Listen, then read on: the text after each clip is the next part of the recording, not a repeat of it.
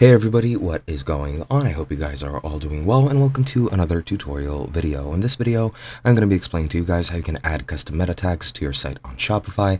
So let's get right into it. Now, meta tags are used to better position your site on the search engine, as well as make your site a bit more functional and make it function a bit better depending on what you need. Now, you can add custom meta tags to several aspects of your site, and I'm going to show you how to get there. I don't know any meta tags which I can add.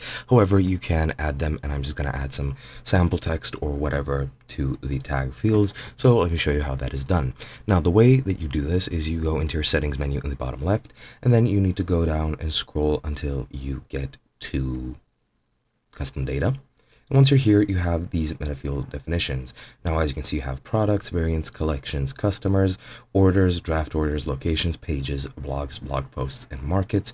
And you can add meta definitions into each of these. You can also add definitions here if you are adding your first meta tag over there. But what you need to do is click on either one of them. Now, as you can see, I have some in the variants because I installed the Google and YouTube app, as well as in the product, but you really just need to add it wherever you need it. For example, if you go to pages, just click on add a definition in the top left, or in the top right, add the name. I'm just going to name it test. I'll set this as the namespace and key, and add the description as well.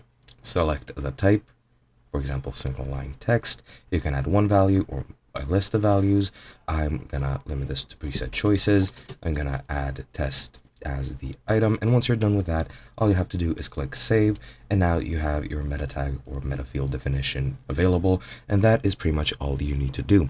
Hope you guys enjoyed, and I'll be seeing you guys in another video.